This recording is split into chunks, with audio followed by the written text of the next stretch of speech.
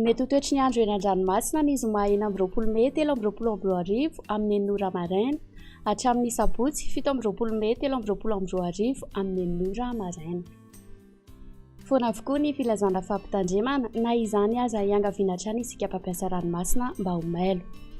Ho an'ny morontsiraka atsinanana, tanjom-boba omby hatrany amin'ny tanjon'angotsy, anorana tandrifindrahona, ho avy atsimo na atsimo atsinanana andrivotra ka ho 920 km isan'ora, mety hahatratra 730 km isan'ora izany indraindray.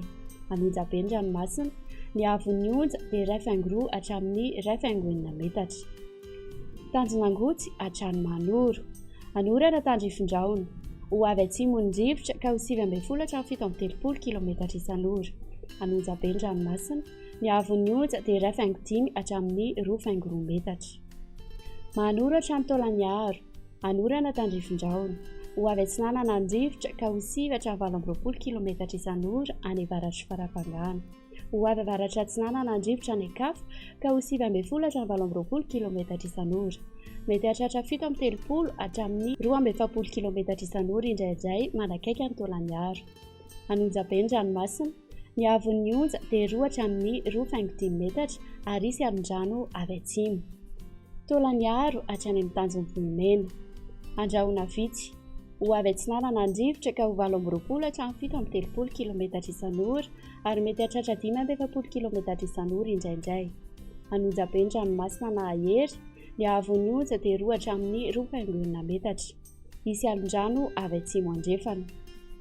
Ho an'ny morontsiraka andrefana, tanjom-bohimena hatrany amin'ny tanjon'Agabo, andrahona mitsitokotoko na ibalika ny masoandro, ho avy atsinanana na atsimo atsinanana ny rivotra ka ho 720 km isan'ora. Anonjabe ny ranomasina, ny havon'ny onja dia 2.5 hatramin'ny 2.5 metatra, isy alon-drano avy atsimo andrefana.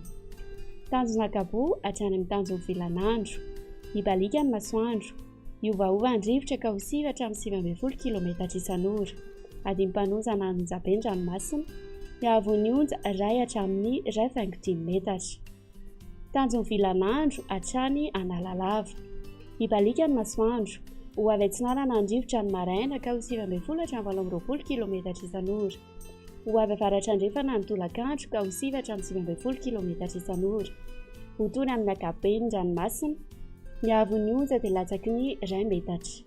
Analalava hatrany amin'ny tanjom-boba omby, isy tandrifindrahona vitsy manodidina ny Nosy, iovaova ny fitsokon'ny rivotra ka ho 10 km isan'ora. Ho tony na adim-panonja ny ranomasina, ny havon'ny onja dia latsaky ny 8.7 metatra.